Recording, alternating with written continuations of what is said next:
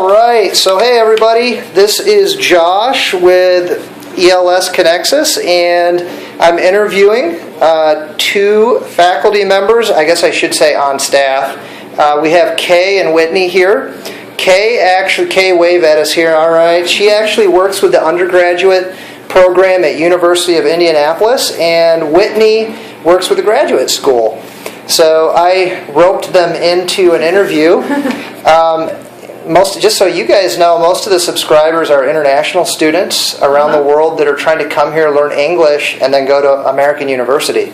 So, as my subscribers know, I'm trying to help ask questions that they would want to get answers to. Mm-hmm. So, let's just kind of jump into this. I guess my first question for either of you is, why are you at ELS? Is there some relationship between your school and ELS? Yes, we like to work with English as a second language programs. We like to get students from their programs because we know they have a really good, solid background, very strong English, so they're more likely to be successful students for us. And on the undergraduate, bachelor's level, we do WAVE, TOEFL, or IELTS for students who've graduated from ELS. And actually, we require level 112 graduation, even on the undergraduate bachelor's level. Excellent. And do they have to be in a particular program at ELS? Does it have to be an all-day student, or could it be a semi-intensive student? How does that? Semi-intensive would be fine, yeah. Oh, really? As long as they've graduated. Yeah, successfully completed level 112. Excellent. Yep. Okay.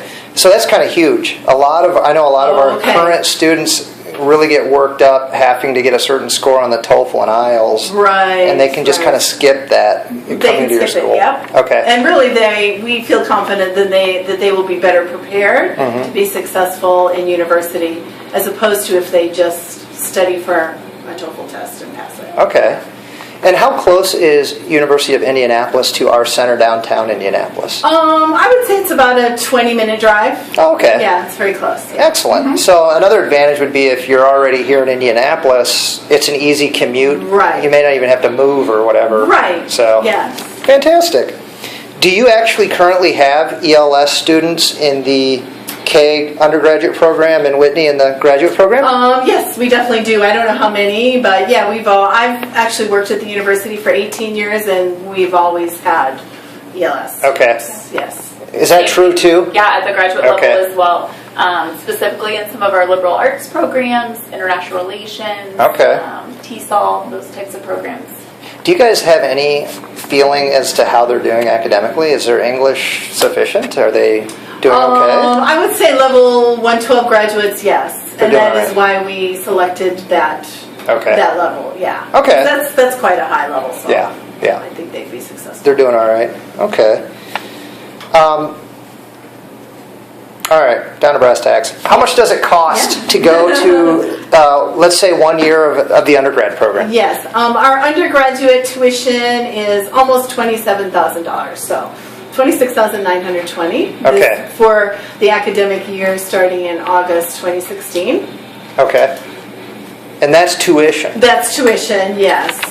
What about for the grad? Okay, go ahead. Yeah, grad, she can tell you, and that's not an easy answer. It is not an easy answer. I can't give you a round figure. Okay. But on the whole, graduate programs range anywhere from $300 a credit hour to about $920 a credit hour, program specific. So it just depends. And there's not a flat rate as we have for undergraduate because there's a wide variety of number of credit hours they could take depending on how quickly they want to progress through the program. Okay. And that's tuition, right? Right. So housing and food would be a different story. That's right, yes. So a standard double room on campus, and incidentally we have 8 different residence halls. Standard double room and a meal plan of 14 meals per week is about $9,600 per academic year. Okay. Yeah. Okay. So, very good. And we do have scholarships if you're going to ask. That was my next question. That was. Tell us a little bit about the scholarship program. On the undergraduate level, for freshmen, that is for first-year students who haven't attended a college or university, we have scholarships that range from as low as $1,000 to up to really covering about half tuition.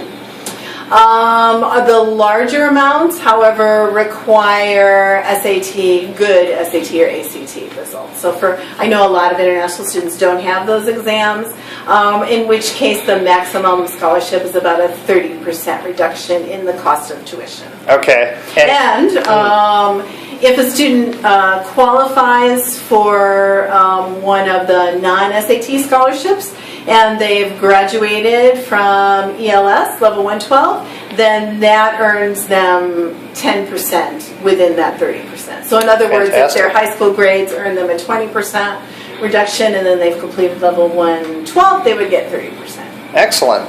Now, is it true at the graduate level? So scholarships are different at the graduate level, but we do have both graduate assistantships as well as internships that they can look into. And it depends by program, but they can be most of them are up to about half tuition. Wow.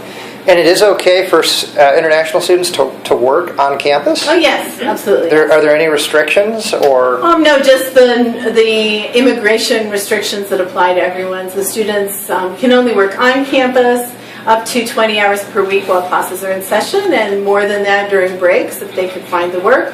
The jobs pay what's minimum wage in our state of Indiana, which is $7.25 an hour. So you can't earn a lot of money, but you can earn pocket money, save some money up for the coming semester. Excellent. Okay.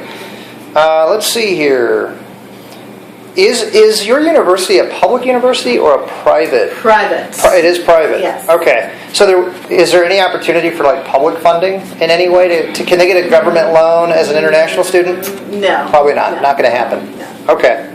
There are private financial institutions that will issue loans to international students, but you need to have a U.S. citizen who co-signs on the loan for you. So that works out occasionally for someone who has maybe a host family who really loves them, or a relative in the U.S., but for the average student, there aren't any U.S. loans. Got it. Okay.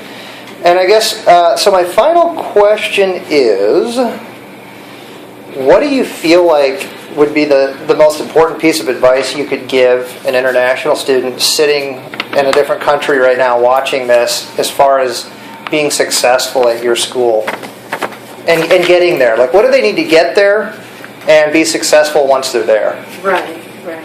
Well, I'd say to get here, obviously they need good grades from either their high school or their university. And I think the key to success for an international student, the biggest key is probably having excellent English. Okay.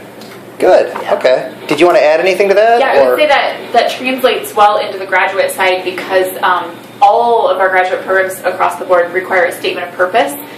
So we're really looking for international students. We're looking a lot at that English proficiency, aside from just scoring, but how does that come across in their written language as they write that statement of purpose. Okay.